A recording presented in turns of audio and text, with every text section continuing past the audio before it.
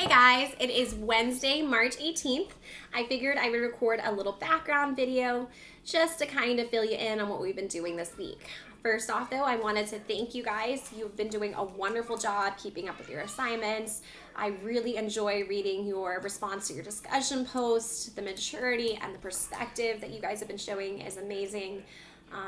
You guys are all wonderful. So just know that you're missed and that you're cared about and that we are here for you. So please continue to email me, fill me in on what's going on. I know this is definitely a transition. I miss seeing all of your faces every day, but we're going to get through this together and we're definitely still here for you.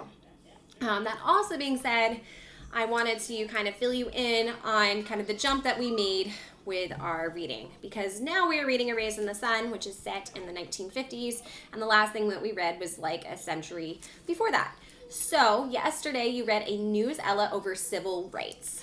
Civil rights are those rights of people of a society defined by the government. As you know, that is kind of defined in our Declaration of Independence. That's life, liberty, and the pursuit of happiness. Those are our rights. Unfortunately, throughout our history, not all groups were given those rights. We know with slavery, that was definitely not given rights, and then even with that, we still didn't have equal treatment. So as you read your civil rights assignment and you looked at my comments off to the side, you should have responded to the yellow comments and looked at the green comments as just a teacher model, just to help you understand what has happened throughout the past. You should have learned that obviously those rights should have been given to everybody, regardless of gender, race, sexual orientation, but that was not essentially always the case. We had slavery, we had the Dred Scott decision, which took away citizenship. Then we had the Jim Crow laws, and that was still kind of in effect when we read this. That took into place even though slavery ended in the 1860s. The Jim Crow laws started from the 1880s to 1950s. That was the separate but equal rule, which definitely was not equal, was not fair. That kind of had segregation going on.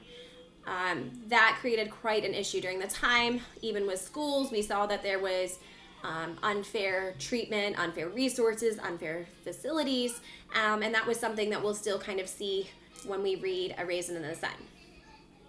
Now, as you read A Raisin in the Sun, you'll notice that this is a screenplay, so there's going to be italics when you start an act, and that's going to provide information about the setting. You'll see that this is set up into acts, which are kind of like parts, and scenes, which are like chapters in a book. So don't let that kind of throw you off. If you see something in italics or parentheses, those are sometimes stage directions. That's kind of how the actors should act or how they should set up the scene. And that can actually reveal a lot of information about the relationship between the characters and their personalities. So please pay attention to that. Before I continue, I also kind of want to give you a background to our author, Lorraine Hansberry. She was an African-American activist.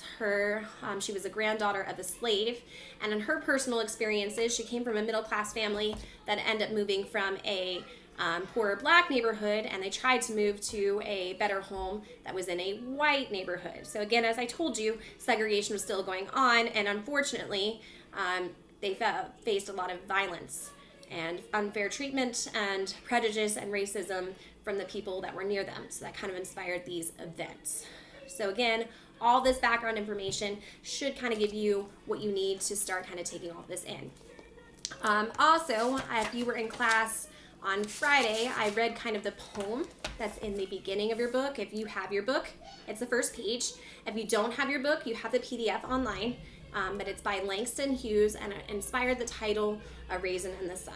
And the American dream and this dream here, what happens to dreams deferred, is something that she's going to be touching on. So it's going to read it one more time for you. What happens to a dream deferred? Does it dry up like a raisin in the sun? Or fester like a sore and then run? Does it stink like rotten meat? Or crust and sugar over like a syrupy sweet? Maybe it just sags like a heavy load. Or does it explode? And this is by Langston Hughes. So this poem is at the beginning of your play. And it's kind of talking about what happens to a dream deferred. What happens when we have a dream that's deferred or not met. As you meet this family, they are going to have a dream that's not met right away. Part of that's the American dream, having a bigger house, having rights and freedoms like we just talked about, okay? That might also be personal dreams. Think about your own dreams. What are each character aspiring to have out of life, okay? Then as you continue, you will see that there's a specific situation going on with Mama. Mama is expecting something, and that's gonna kind of inspire everybody's smaller dream throughout the novel. You will see that there's kind of 5 main characters. We have Mama, we've got Walter, her son, we've got Ruth, Walter's husband, and then Benitha, who is the sister of Walter, Mama's other daughter. We also have Travis, which is Walter and Ruth's child. They are all living together in an apartment that's only 2 bedrooms. As you can imagine, it's very cramped. You might want to think about, hey, one of their dreams might be to just move somewhere bigger because they're kind of squished as it is, and they're struggling to make ends meet, especially during this time of racial tension.